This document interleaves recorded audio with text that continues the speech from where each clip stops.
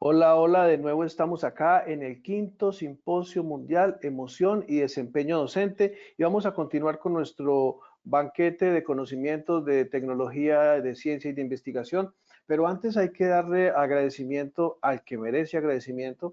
Agradecemos a Talento Humano Emprendedor que nos apoya siempre en todo este tipo de actividades. Agradecemos a Smart Technology que está siempre detrás de nosotros, apoyándonos con la tecnología, con el apoyo, con la ayuda. Agradecemos a Mixture Digital Performance, que también nos está apoyando con la difusión. A RAICE, la Red Académica Intercontinental para el Desarrollo Humano, Social y Empresarial. Por supuesto, a la Corporación Universitaria Americana de Medellín, Colombia. Y, cómo no decir, a nuestros grandes amigos y aliados, a educadores transmediáticos, por su apoyo y por su coorganización en este gran evento que estamos desarrollando el día de hoy y el día de mañana.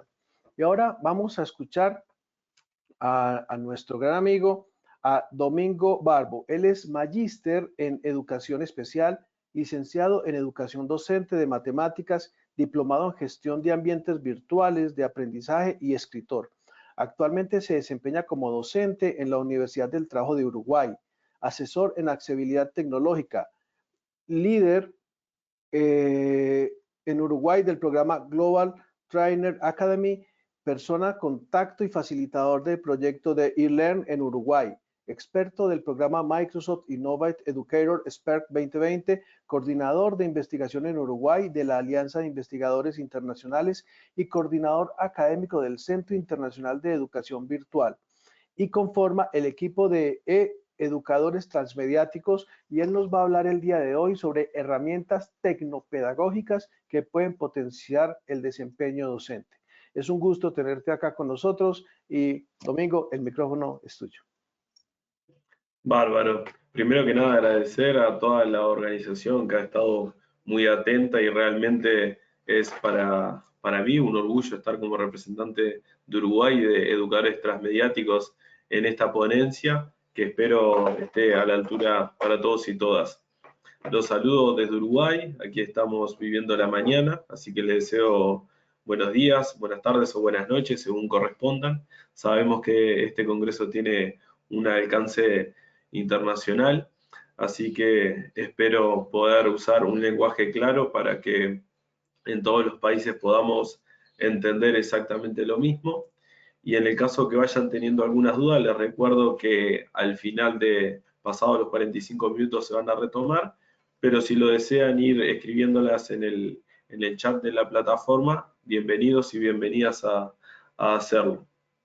En este caso, vamos a estar abordando en esta conversación, en esta conferencia, distintas herramientas que podrían potenciar el desempeño docente.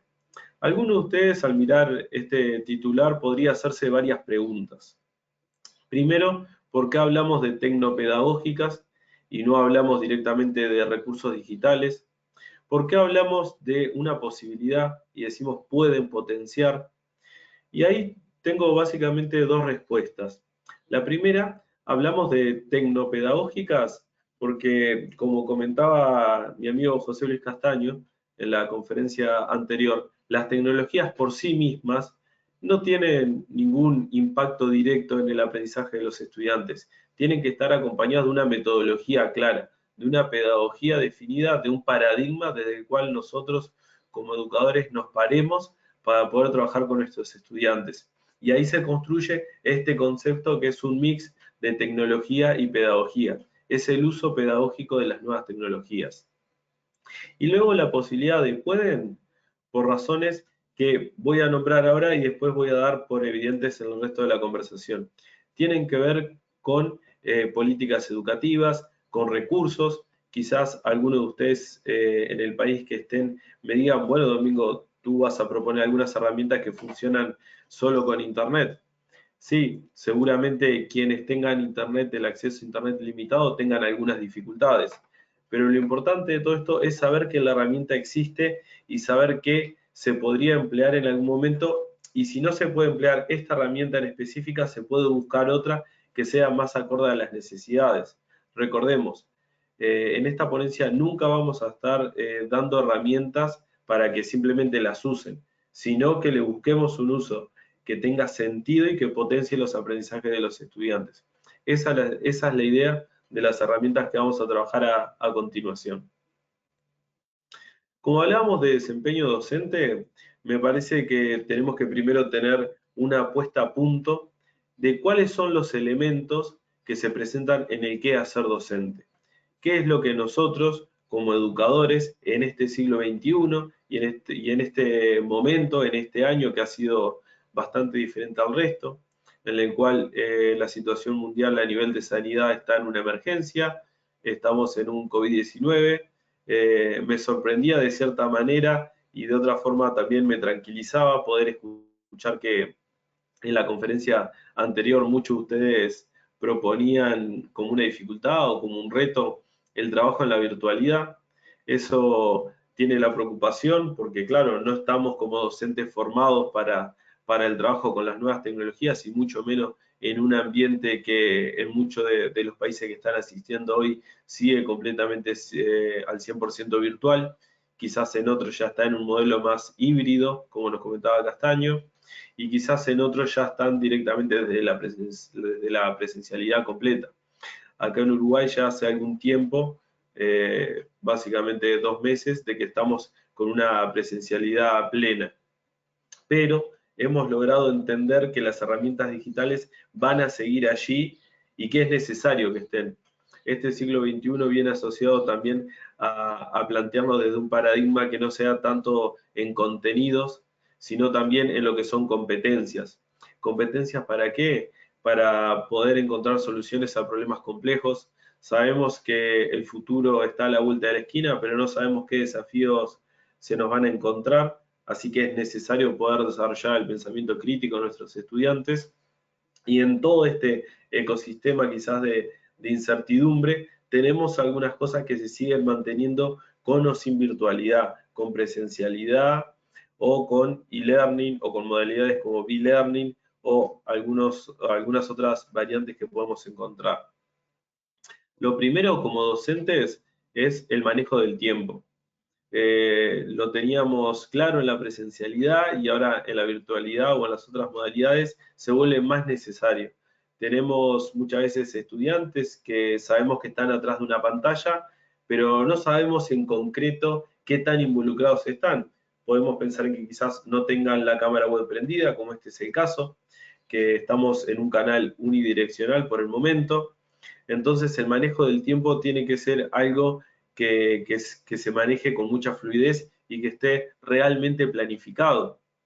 Hoy más temprano en la ponencia anterior hablaba de una metodología y dentro de una metodología uno está definiendo cuál es el propósito y dentro del propósito uno tiene que estimar un tiempo para cada una de esas actividades. Con lo cual el poder manejarlo, el poder dosificarlo, el poder tener algunas herramientas que nos apoyen en esa tarea es fundamental.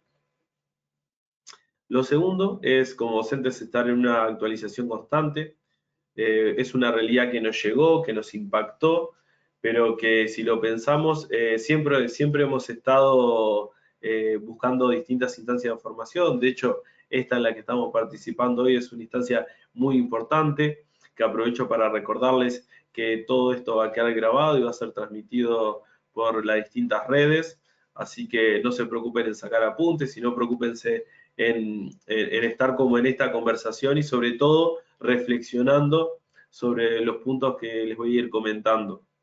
¿Por qué los invito tanto a reflexionar? Porque en realidad esto es una construcción que tiene que ser de ambos lugares. Quizás en el espacio de preguntas alguno de ustedes pueda pensar algunos componentes más del quehacer docente y podamos seguir enriqueciendo esta ponencia. Luego tenemos una cuestión que hemos tenido que resolver y que viene también asociada a la actualización constante, que es la creación y búsqueda de recursos. Puse recursos, pero en este contexto de pandemia, que sabemos que como comentábamos antes, la virtualidad está en muchos países ya instaurada, hablamos de búsqueda de recursos digitales, ¿verdad?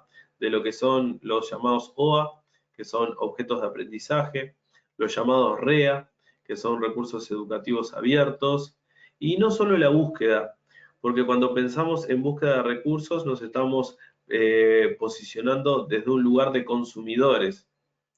Y creo que ya estamos como docentes en el momento de generar una nueva discusión, en pasar a un nuevo nivel en el uso de las nuevas tecnologías, en poder dejar de ser consumidores y comenzar a ser prosumidores, poder empezar a crear nuevos contenidos.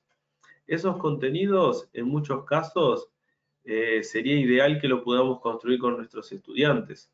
Y acá también estoy hablando de un posicionamiento docente, de un posicionamiento en cuanto a qué es lo que va a hacer en el aula y cómo construye ese conocimiento. Y algunas preguntas que nos podemos plantear: ¿es necesario que nosotros docentes sepamos todo? ¿Es necesario que para enseñarles un recurso a los estudiantes sepamos cada uno de los iconos, cada una de las funcionalidades?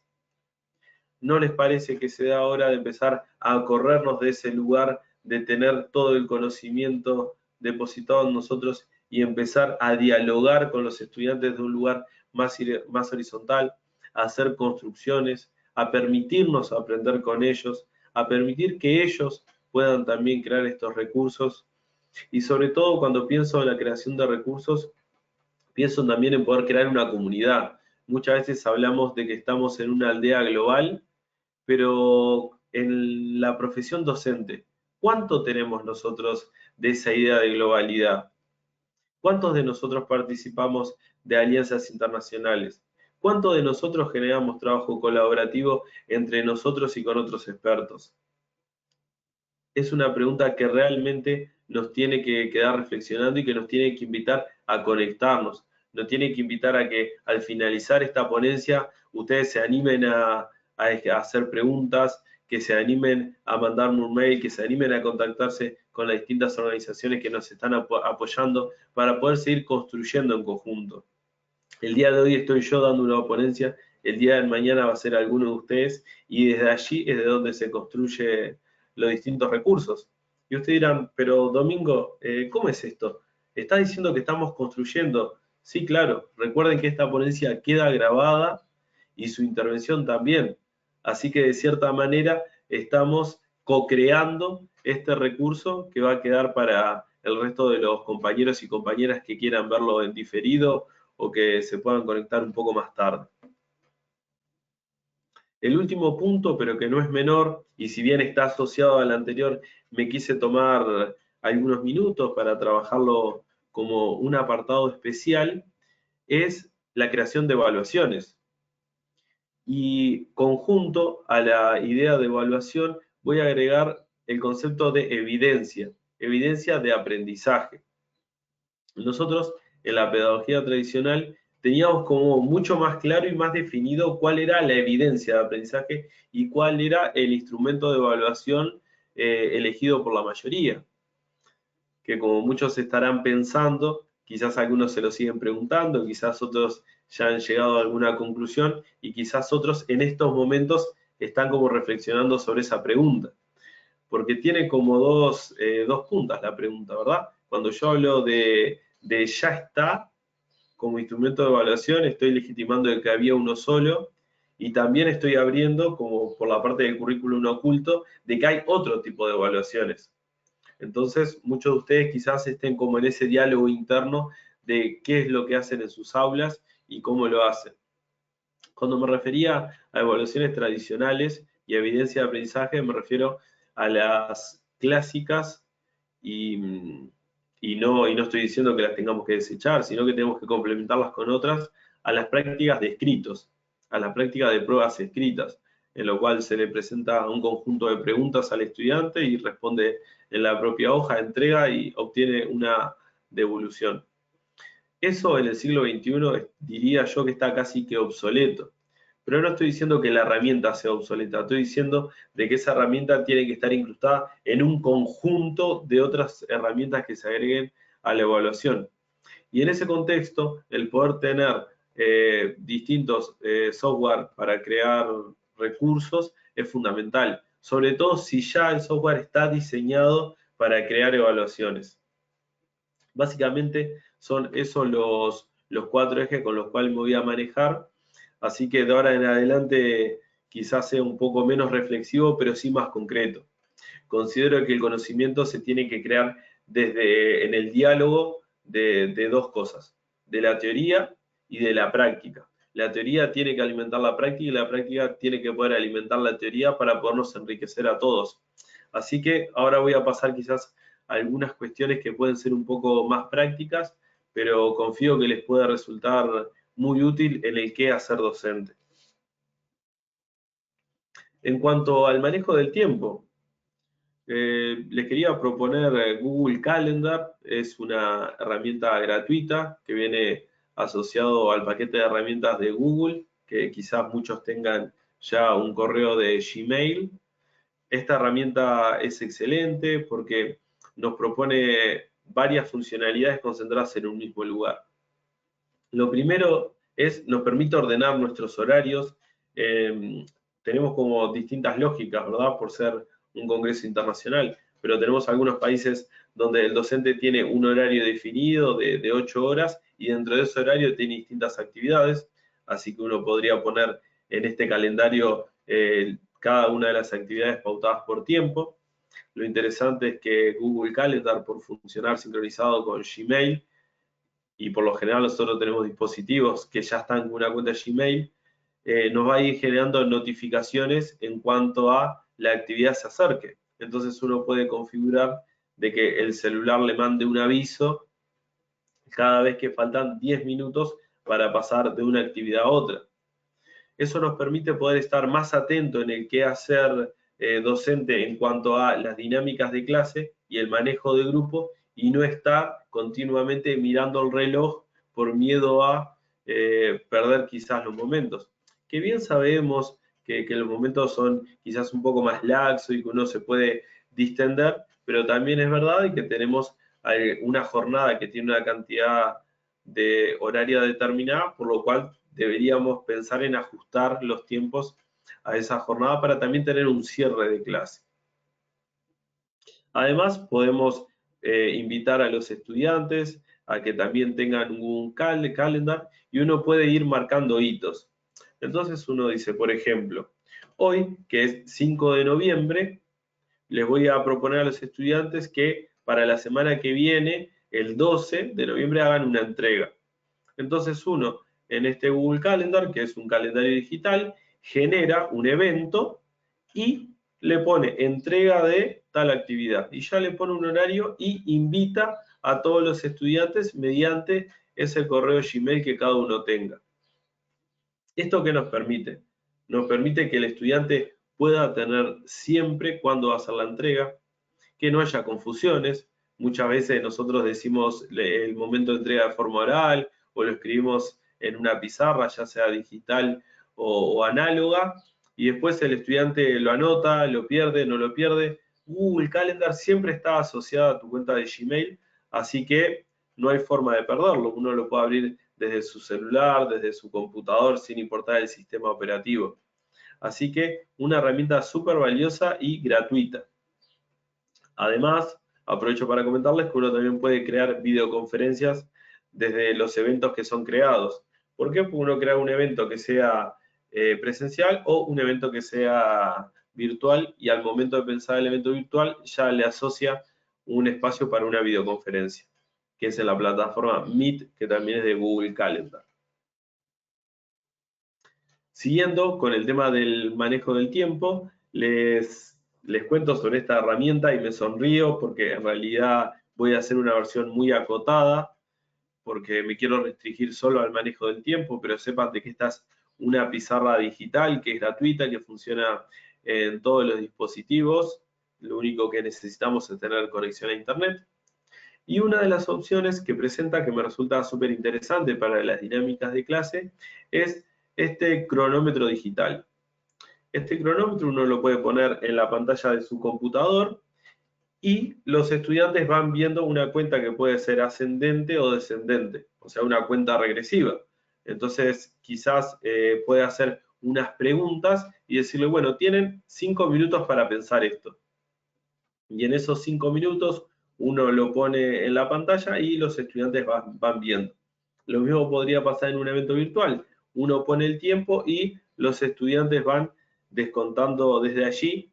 Y ustedes irán pensando, bueno, Domingo, pero yo eso lo puedo hacer con el reloj. Sí, pero pensemos en el fondo pedagógico de todo esto.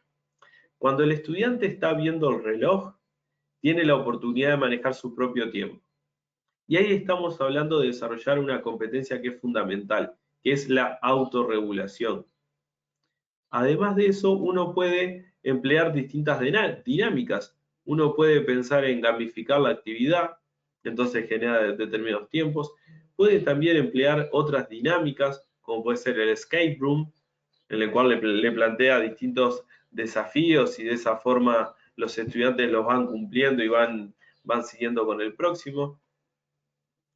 Les recuerdo, no se queden solo con que esto es un cronómetro, la experimentan, la miran, tiene muchísimas herramientas. Además podemos configurar también que sea un reloj de arena. Y ustedes dirán, bueno, reloj de arena, mis estudiantes, siglo XXI.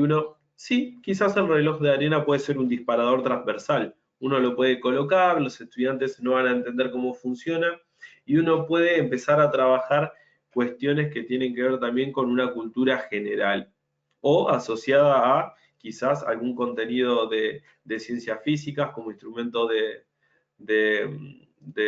medición, que es el reloj, ¿verdad? Bien, en el segundo punto que me pareció importante poder resaltar con ustedes era la actualización constante. Y ahí, cuando uno conversa con los docentes y realiza un acompañamiento, hay como dos cuestiones centrales que siempre aparecen. Y una de ellas tiene que ver con lo que hablábamos recién, del tiempo, el manejo del tiempo. Muchos me dicen, bueno, Domingo, pero es difícil encontrar un momento para capacitarme o directamente termino capacitándome en horas que le resto a mi actividad familiar o en altas horas de la madrugada. Es verdad, eso suele pasar y ahí les traigo algunas herramientas que pueden potenciar este trabajo y que pueden facilitarnos un poco algunas actividades. Como docentes sabemos y nos encanta el poder ir a la literatura directa, ir a poder leer en un PDF, y acá estoy pensando en formatos digitales, poder leer en un PDF una monografía, poder leer una tesis, poder leer un libro, para poder ir directamente a la voz del autor, para ser súper precisos, porque sabemos que nuestros estudiantes necesitan escuchar casi que directamente del autor. Así que les propongo que para que puedan leer PDFs, no incorporar más tiempo, sino poder reutilizar algún tiempo que ya estamos usando. Y ustedes pensarán, wow, es medio complejo reutilizar un tiempo para hacer una lectura. Bien, los invito a leer con los oídos y en momentos de hacer silencio, en los cuales muchos estarán pensando, ¿de qué me está hablando?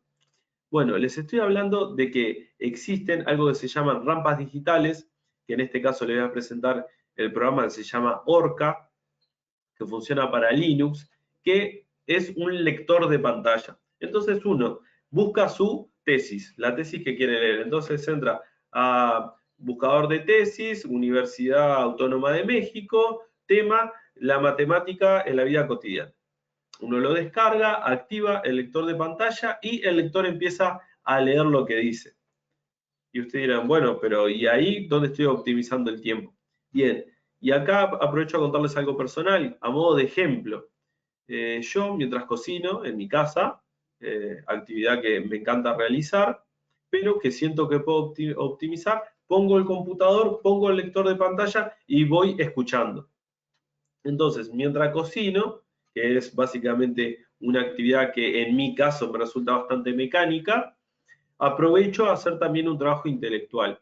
Otras personas lo aprovechan mientras hacen viajes, lo ponen, por favor, cuando me refiero a viajes no me refiero a escuchar mientras uno conduce, ¿no? Me refiero cuando uno va en un autobús o cuando va de acompañante.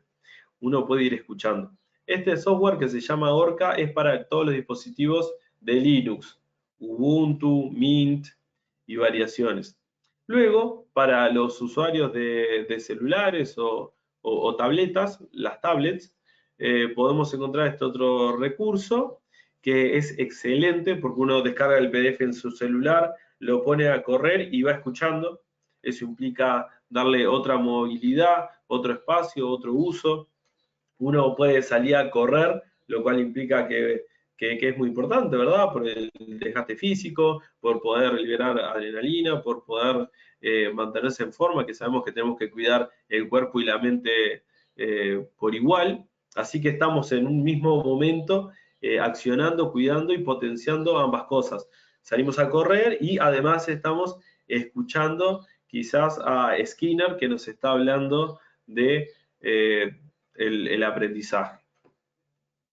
Para las personas que tienen Windows, los invito a descargar NVDA, que es la misma idea, es un lector de pantalla, pero funciona muy bien en Windows. Entonces, tenemos ahí como 3 herramientas que nos ayudan a hacer lecturas de PDF. Algunos de ustedes pensarán, bueno, Domingo, pero ¿y si no quiero leer un PDF, quiero leer un blog, porque me encantan los blogs, porque traen mucho contenido? Buenísimo. Las 3 herramientas también funcionan para leer blog. ¿Por qué no lo dije tan explícito? Porque a veces los blogs tienen algún tema de configuración, de que tienen un video, que tienen una imagen y que tienen otras cuestiones que le resulta al lector un poco complejo leerlas. Pero funcionan perfectamente, también nos pueden ayudar por ese lado. Entonces, tenemos como la actualización constante en cuanto a lectura, en poder estar actualizado de los últimos conceptos. Las otras herramientas que tenemos son los distintos cursos, que pueden ser webinar, tenemos los llamados MOOC, los Massive Online Open Course, que son los cursos masivos abiertos en línea, que sabemos que hay un montón, que la oferta es muy grande. También tenemos los llamados SPOC, que son los Safe Space Open Online Course, que son los cursos online abiertos a tu ritmo. Son estos cursos que no tienen una fecha de finalización, que simplemente uno los va haciendo a medida que puede. Eso implica de que uno puede irle dedicando los pequeños tiempos que tenga libre y seguir avanzando. Con esto de pequeños tiempos libres asocio a los NOC Nano, que son los cursos online masivos abiertos, pero son la versión micro. Estos están por lo general construidos por lo que se llaman pastillas o píldoras de aprendizaje, que son pequeños recursos por contenidos. Ejemplo, uno está hablando de qué es la fotosíntesis, entonces tiene un video de no más de 1 minuto y una autoevaluación de ese contenido que no lleva más de 1 minuto poder realizarlo. Entonces uno tiene en menos de 5 minutos un aprendizaje adquirido con una autoevaluación realizada. Eso es una píldora de aprendizaje. Y bueno, estos cursos que también son masivos y abiertos, pero más pequeños con contenidos más concretos y que además tienen retroalimentaciones más cortas. ¿Dónde podemos hacer estos cursos? Si bien es muy amplia y desde educadores transmediáticos tenemos varias propuestas para compartirles, que las vamos a conversar más adelante. Los invito a entrar a Coursera, que es un espacio en el cual hay muchísimos cursos y de hecho Coursera está asociada a varias universidades, por lo cual el nivel académico es muy alto. Los invito a visitar el sitio. Después tienen Miriada X, que también tiene un montón de cursos universitarios, otros cursos que son de personas que van teniendo las iniciativas y van compartiendo. Así que tenemos de todas las temáticas. Después tenemos EducadLab, que es un sitio web más europeo, pero que tiene un montón de microformaciones, sobre todo tiene muchos MOOC que tienen varias fechas pautadas, pero las fechas pautadas también tienen, para los que somos autoexigentes, un nivel bien interesante de diálogo, porque uno empieza como a proponerse las metas y tratar de cumplir en los determinados tiempos que le permiten, y eso permite que uno no se vaya descansando, ¿verdad? Y la aplicación, que también es un sitio web, que es aprende.org, que es de la fundación de Carlos Slim, que tiene un montón de cursos, tiene diplomados, tiene tecnicaturas, que son completamente a distancia, pero que los invito como a pensarlo desde 2 lugares. los invito a realizarlo por la formación específica y además los invito a que estén mirando cómo diseñan ellos el aprendizaje y de qué manera están construyendo cada uno de los recursos. Si son PDF, si tienen resumen, si tienen audio, si los videos tienen audio, video, imagen. Los invito a visitarla porque realmente uno aprende sobre el contenido que le interesa y además empieza a aprender cuestiones que son transversales a la docencia. Vieron que nosotros los docentes tenemos eso, ¿verdad? Estamos mirando una película y ya estamos pensando qué uso le podemos dar y de qué manera la podemos implementar. Así que nada, lo miran y sobre todo traten de mirar el atrás del recurso. El próximo punto que quiero compartir con ustedes tiene que ver con la búsqueda de contenidos, porque si bien hoy hablaba de que tenemos que avanzar a un próximo paso para ser prosumidores y poder crear contenidos, es necesario que primero conozcamos la variedad y el abanico que hay de contenidos.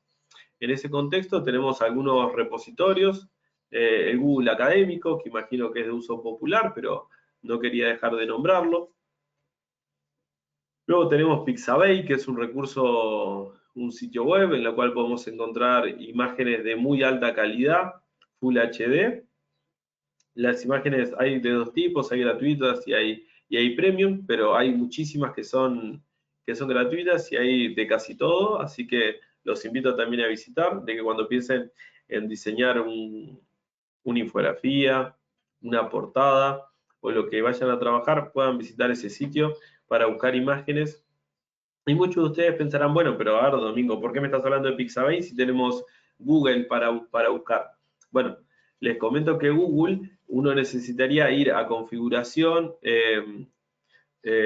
la parte de la parte legal y poder buscar solamente las que están con Creative Commons, que son las que se pueden reutilizar, porque tienen licencias y dependiendo cuál. En cambio, en Pixabay todas se pueden reutilizar, no hay problema con los derechos de autor, así que los invito a recorrerla y buscar la imagen que les parezca más significativa para su curso.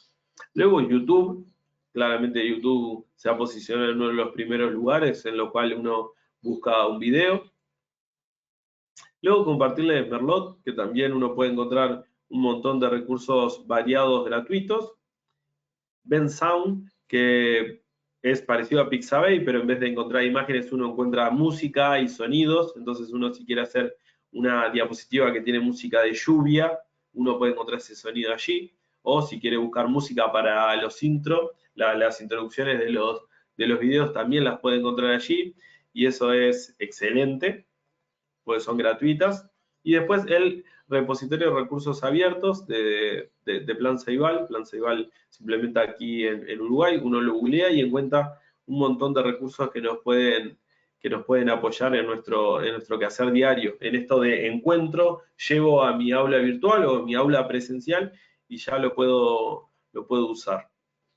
Pasando a este segundo nivel de poder tener creación de contenidos, de poder trascender lo que encuentro.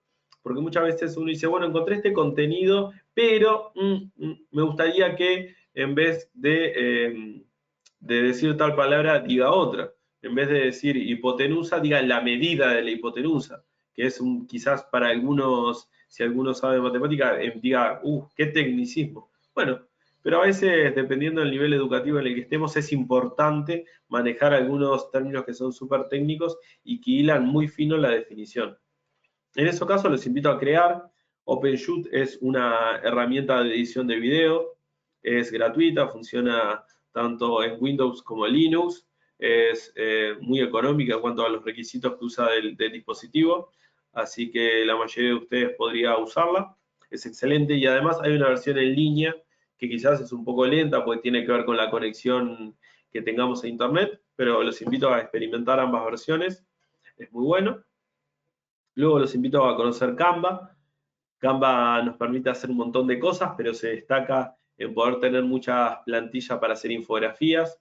Algunos crean la imagen desde cero, otros buscan plantillas y eso está muy bueno porque uno no tiene por qué ser un experto en diseño para poder crear algo lindo y atractivo para nuestros estudiantes. Luego los invito a visitar esta plataforma, se llama Mobite, que es de un querido amigo argentino, que la verdad está genial. Uno, sin tener ningún conocimiento de programación, puede crear un videojuego, ¿sí? Como lo están escuchando, uno crea un videojuego y ese videojuego se le puede compartir a los estudiantes, y ahí estoy como también apoyándome en algunas preguntas que aparecieron en la ponencia de José Luis Castaño. Muchos hablaban del juego, de poder gamificar. Bueno, tenemos acá una herramienta en la cual uno elige un par de personajes, elige una historia o un par de preguntas y ya tiene un entorno completamente gamificado que funciona en dispositivos celulares y en computadora. Así que podemos probarlo y realmente necesitamos saber muy poco de informática para poder hacer este videojuego de este tipo. Así que invitados a probarlo. Luego, Audacity, a muchos nos ha pasado de grabar y que escuchemos como ruidos de fondo, escuchemos y nosotros decimos, uy, qué pena. Justo cuando lo digo tan lindo, cuando transmitió todo lo que quería, me queda este ruido de fondo. Bueno, Audacity, entre otras cosas, porque es un editor de video, nos permite eliminar ese ruido de fondo. Además nos permite subir el volumen. Bueno, los invito a experimentar la herramienta. Luego está PodZoom, que es una herramienta que funciona en línea. Eso implica que se puede usar desde todos los dispositivos sin importar el sistema operativo. Es un editor de video que además tiene un montón, se ha hecho muy famoso por tener animaciones que son muy interesantes. Quizás hayan visto que hay una que es muy popular, que hay una manito que está escribiendo las palabras. Por lo general es de PodZoom, si bien se puede hacer en otros espacios. Luego, BlendSpace es un lugar que vamos a abordar un poquito más adelante, pero nos permite crear directamente la secuencia. Entonces uno puede cargar un video, puede cargar las preguntas y puede ir editando. Eso está de más. Y acá pasamos como a las herramientas de segundo nivel. Quizás algunos las conozcan y la usen. Quizás otros digan, Domingo, preciso arrancar con otras cosas primero, pero me pareció importante no poner techo en esta conversación que estamos teniendo. Scratch. Scratch es un entorno de programación basada en bloques. Eso implica de que el lenguaje es más visual, en vez de cuando uno piensa en programación y en los lenguajes de programación, piensa en ver muchos textos escritos con fondo negro y letras que por lo general son verdes o grises. Bueno, no. Esta programación es con bloques que son coloridos, con estructuras de control que son bien definidas y que es como la mejor introducción que podemos hacer a la programación. ¿Y programación para qué? Para crear videojuegos, para crear animaciones, para poder crear lo que queramos. Así que a esas personas que ya han tenido un recorrido en la informática, los invito a experimentar Scratch. Luego, Genially nos permite hacer infografías que son interactivas. Es como un Canvas, pero con el plus de que podemos agregar interactividad. Tiene también un montón de imágenes que son parte de sus plantillas, así que las podemos reutilizar y eso está buenísimo y nos permite como unificar cosas. Uno puede crear una infografía donde se toca en un punto y sale un video, se toca en otro y sale un PDF, se toca en otro punto y nos lleva a un videojuego. Luego, Meet App Inventor, que esta sí es una herramienta bastante avanzada, pero es gratuita y quiero que por lo menos miren algún video en YouTube para poder explorarla. Nos permite crear aplicaciones. Sí, wow, escucharon bien. Nos permite crear aplicaciones para celulares y en varios países hasta los propios estudiantes lo están haciendo. Así que los invito a probar el tránsito en cuanto a programación. Probaría en Scratch y después me iría a Meet App Inventor, porque tiene la misma lógica de bloques que le venía conversando. Luego, EducaPlay. Esta es una herramienta que nos permite hacer videojuegos para celulares. Es muy parecida, o por lo menos tiene alguna lógica similar a Mobile. Uno elige algunas cuestiones y ya está creado su juego, comparte un código y los estudiantes entran, acceden, tienen puntaje, pueden reforzar conocimientos, pueden volver a verlo y sobre todo aprender jugando.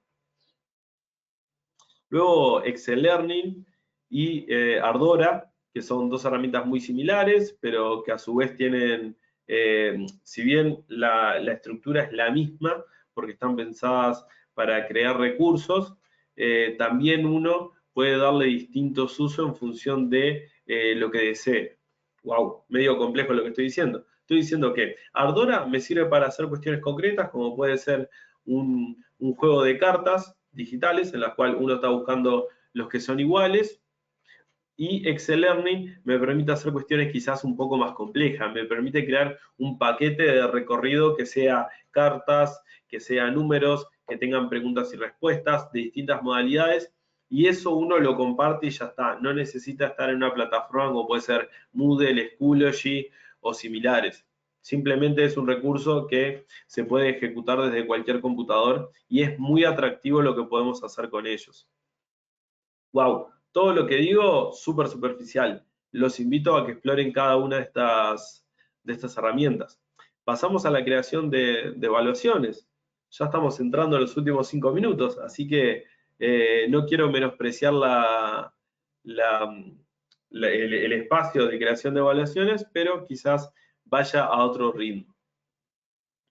Lo primero, SurveyMonkey nos permite hacer cuestionarios, y cuando uno piensa en los cuestionarios, tiene como un doble carácter, ¿no? Porque uno usa SurveyMonkey o Google Form, que también es una herramienta de Google, que ambas están geniales porque nos permiten crear preguntas que pueden ser múltiple opción, que pueden ser abiertas y demás, y que además se nos generan los gráficos. Entonces uno tiene las que son múltiple opción o de respuesta corta, ya una forma de sistematizar rápido. ¿Qué estoy pensando? En las evaluaciones diagnósticas, genial. Uno obtiene los datos para poder planificar su clase de forma muy rápida. En los momentos que uno, en esto que hablábamos de lo tradicional, quizás en algunos institutos estén implementando de forma continua, aquí en Uruguay también se hace y es muy válido, los múltiple opción, podemos hacerlo aquí y la corrección es casi que automática, muy rápido. Luego BlendSpace, que les comentaba que uno puede compilar un montón de recursos y desde allí compartirles para trabajar, y dentro de esos recursos tenemos de evaluación también.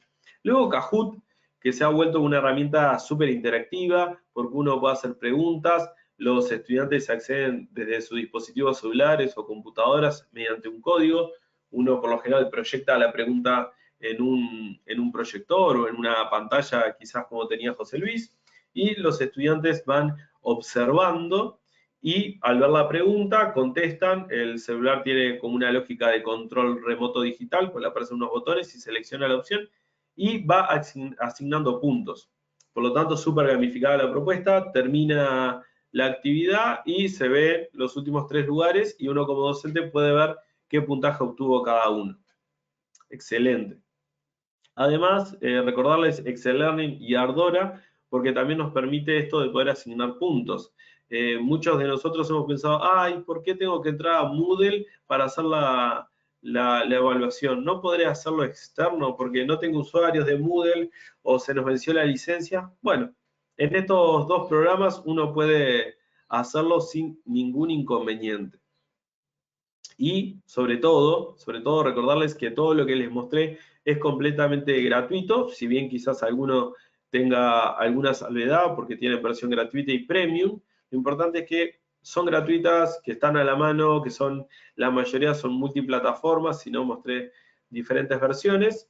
Y bueno, comentarles que, bueno, muchas gracias por el tiempo que hemos compartido, que me gustaría escuchar sus comentarios, sus consultas, escuchar si les parece útil, dejar mi contacto para que nos podamos seguir intercambiando, para que me lleguen esas preguntas que la verdad invitan a seguir reflexionando. Por ejemplo, usé Genially en tal clase y me fue bien, o me hubiera gustado tal cosa, cómo se hace, lo podemos conversar. Invitarlos también a que puedan visitar el sitio web de Educadores Transmediáticos, que formamos parte del equipo de la consultora educativa, la cual tenemos un montón de formaciones. Y bueno, me llamo al silencio y los invito a interactuar, a hacer las preguntas. Muchas gracias. Licenciado Domingo, muchísimas gracias a usted, y lo que nos acaba de compartir está en completa relación con el desempeño docente. Muchas veces los docentes, los profesores, y sobre todo ahora en esta situación que nos vimos enfrentados de un momento a otro, porque esto fue sin avisar, de pasar del aula de clase al computador, pues no sabíamos. En mi caso particular, siempre lo digo, hice un doctorado, maestría en estos 3 meses, a la fuerza me tocó aprender. Qué bueno haberlo escuchado usted antes. Hubiera sido maravilloso escucharlo usted antes, porque el desempeño se ve afectado y se ha visto afectado en los docentes.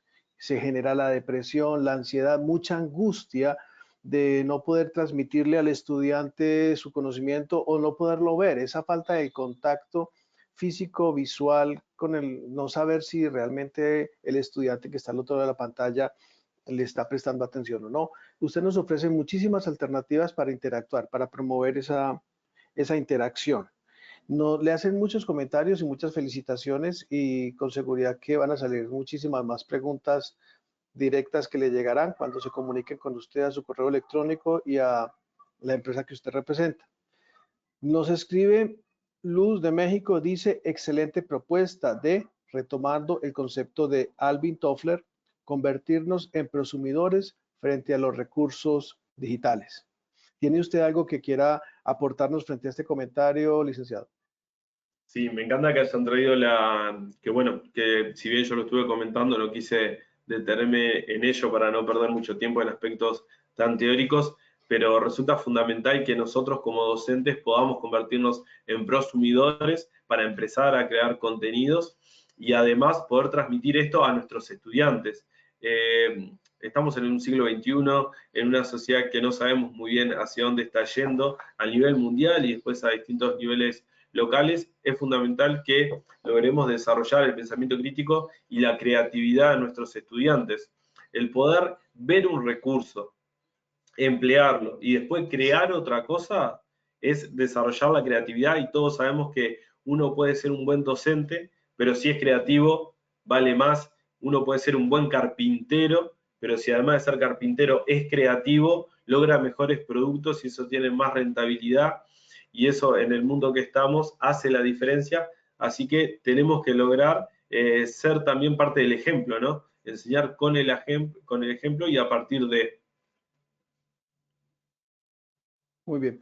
Acá nos hacen una pregunta y nos lo hace un maestro de Perú que nos dice, ¿cómo seducir a los adultos mayores, a los profesores mayores y a los estudiantes mayores para que utilicen los diferentes recursos digitales? ¿Cómo seducirlos cuando están con esa gran brecha tecnológica?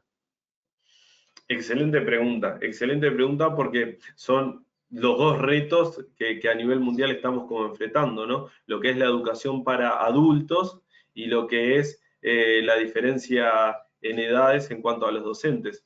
Creo que lo fundamental es mostrarle cosas como en dos niveles. Algunas cosas que son sencillas, que son de implementación directa, y otras que logren cosas que antes no podían. ¿Qué estoy diciendo? Para poder mostrar un poquito más de un ejemplo. Cuando uno muestra a un docente de edad adulta, que quizás, para seguir haciendo como un ejemplo bien fino, puede ser un docente de laboratorio y puede estar enseñando física, de que hay simuladores en los cuales no necesitamos los instrumentos para trabajar, que se pueden simular y que cada estudiante pueda hacer una práctica igual que hubiera hecho en el laboratorio, hacerla en la casa, ese docente se da cuenta que hubo algo diferente. ¿Por qué? Porque en esta etapa de COVID no había forma que nuestros estudiantes tuvieran una balanza, que tuvieran un vaso de bohemia y que tuvieran otros recursos en la casa, por lo cual el simulador logra hacer cosas que otros no podrían. Y otra cuestión es tener en cuenta que esto es un proceso, que esto del COVID y estos espacios que amablemente la Red Académica Intercontinental ha propiciado, han hecho que nos podamos acercar. La gente y sobre todo las personas adultas se han dado cuenta de que podemos escuchar a un experto desde otra parte del mundo que nos da otra visión, que uno puede estar más de acuerdo o menos de acuerdo en función de su contexto, pero es otra mirada que nos invita a reflexionar. Así que hay que conquistarlo desde dos lugares: mostrarle cosas que sean realmente interesantes y que sean prácticas, y quizás relegar un poquito la teoría para atrás, porque es verdad, yo podría haber sentado quizás mi conversación en modelos como el TPACK para poder incorporar la tecnología a los centros educativos, y eso hubiera sido interesante, sí, pero no hubiera sido práctico. Y el día de hoy, con mi conferencia, lo que yo quisiera es poder llegar a cada uno de ustedes y que cada uno de ustedes hoy se pudiera llevar algo que pueda implementar mañana. El resto ya lo podrá ir adquiriendo a medida que pase el tiempo, pero lo importante es probar, porque es un camino de ida. Después que uno empieza a usar las nuevas tecnologías, no vuelve Ya. a trabajar solo con lo tradicional. No, no, excelente. Yo estoy seguro que muchos, incluyéndome, este sábado, después de que termine el simposio, nos vamos a poner a mirar su conferencia nuevamente que se va a retransmitir por YouTube y por las diferentes redes y a empezar, como decimos aquí en Colombia, a cacharrear, es decir, a ensayar, porque esto es de repetir, ¿no? Esto es de ensayar y de hacer y de hacer. Y con lo que usted acaba de decir, responde otra pregunta que ya hacían, la voy a leer, pero ya la respondiste, solo que si se quiere complementar. ¿Cómo hacer para que los profesores no sientan la presión de tener que manejar múltiples herramientas para que sus estudiantes presten atención? Pues ya creo que diste parte de la respuesta, pero si quieres dar algo más de complemento. Bien, perfecto. Yo creo que simplemente para agregar, creo que no es el uso de simplemente, sino es lo múltiple. Nadie está diciendo que dejemos las pizarras, nadie está diciendo que dejemos los silapenes, nadie dice que dejemos las fotocopias. Lo que sí tenemos que dejar es la monotonía. Lo que tenemos que empezar es a romper con las aulas tradicionales que son monótonas. Tenemos que un día una presentación en una computadora con un PowerPoint, otro día pizarrón, otro día fotocopia, otro día una dinámica en el patio escolar con el cronómetro que les mostraba hoy para marcar los tiempos. Y son pequeñas cosas de que hacen que el estudiante se mantenga motivado porque además siempre va a estar como, bueno, ¿y qué va a pasar en la próxima clase de domingo? ¿Qué voy a estar esperando? ¿Qué dinámica va a haber? Y eso genera incentivo, genera ganas de ir, genera ganas de seguir aprendiendo. Sí, sí, definitivamente el ser docente sigue siendo el mismo. La creatividad, la pedagogía, la innovación y sobre todo la pasión por enseñar debe seguir estando, debe estar presente en el aula como ahora a través de los dispositivos. Eso no se va a reemplazar todavía, por lo menos no se visualiza. Nos hacen por acá una pregunta desde Ecuador. ¿Cómo utilizar las redes sociales comunes o tan comunes entre los jóvenes como estrategia pedagógica? Por ejemplo, el Instagram o el TikTok, que están tan de moda y que al mismo tiempo está como tan controvertida, ¿no? Bien, perfecto. Ahí tenemos como un gran desafío, ¿verdad? Porque tenemos algunas personas que por decisión personal, más allá de la educación, deciden no usar redes sociales y después tenemos otras que están un poco más inmersas, diría, por cuestión también de generación. Creo que va relacionado con lo anterior. No es usarlas todo el tiempo, pero los invito a hacer microexperiencias. ¿Qué estoy diciendo? Quizás sus estudiantes acaban de hacer una microinvestigación en su clase o un proyecto o en lo que estén trabajando y necesitan exponer sus resultados. Excelente. Cuando pienso en exponer sus resultados, todos dirán, bueno, una presentación oral, un PowerPoint, unas diapositivas. No, pensemos en un TikTok. ¿De qué manera el estudiante puede lograr concentrar en 2 o 3 videos de TikTok los resultados de una investigación? Los invito a reflexionarlo. Muchos, por suerte, muchas universidades, sobre todo en Guatemala, tenemos hay algunas experiencias que son bien ricas en el uso del elevator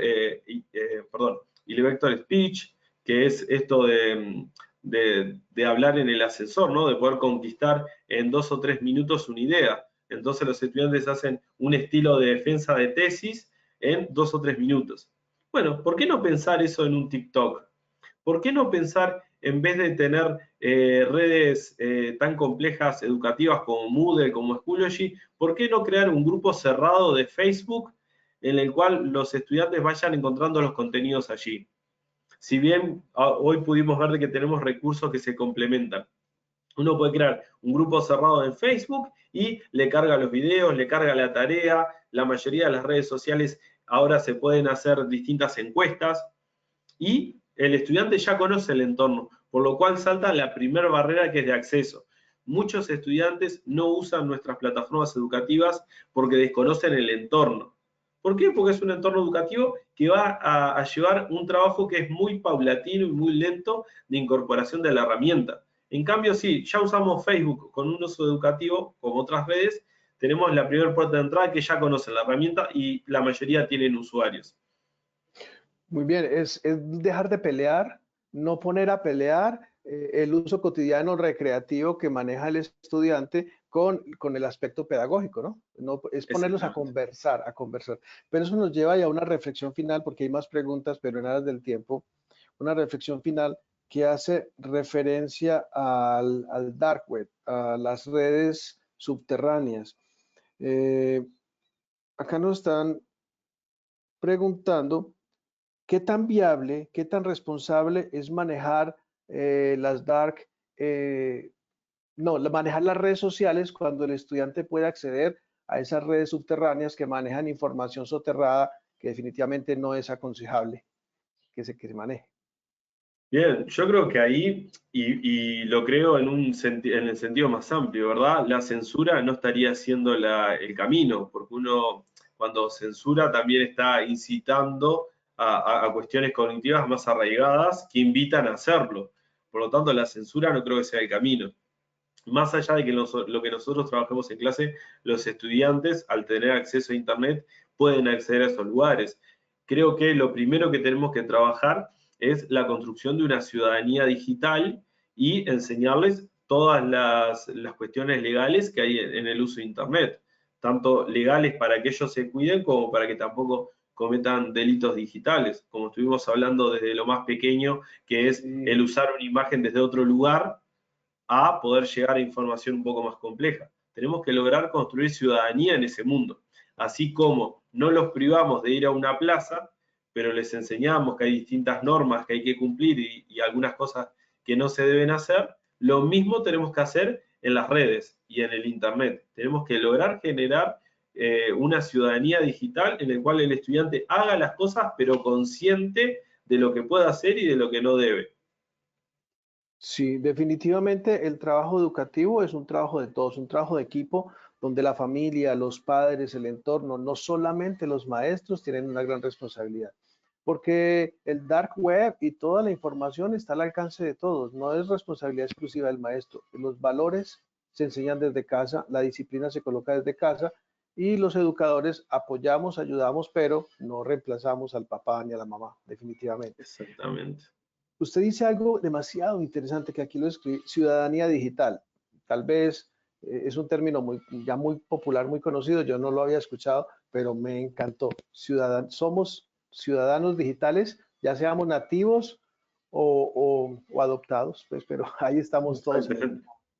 Exactamente. Licenciado, excelente su aporte, muy práctico, muy del uso, sé que nos va a servir mucho, a mí me va a servir y a las tantas personas que en este momento nos están siguiendo y que nos van a seguir viendo a través de los diferentes canales. Muchísimas gracias por su aporte, de verdad, un aplauso, excelente. Un gusto, un gusto. Y ahora les invito para que continuemos. En 15 minutos nos vamos a encontrar nuevamente para escuchar la siguiente conferencia que viene directamente desde Ecuador, directamente desde Ecuador. Nuestras conferencias van como en esa línea y vamos a escuchar al maestro Charles Sierra, que nos va a hablar sobre la enseñanza pospandemia, sobre un nuevo enfoque de la educación. Entonces vamos a empezar a aterrizar como toda esta técnica y toda esta tecnología con el maestro Charles Sierra en unos 15 minutos. Les invito entonces que se levanten, se tomen un café, se estiren y se vuelvan a conectar porque saben que cada conferencia debe nuevamente conectarse para poder continuar disfrutando. Un abrazo, nos vemos entonces en 15 minutos. Hasta luego.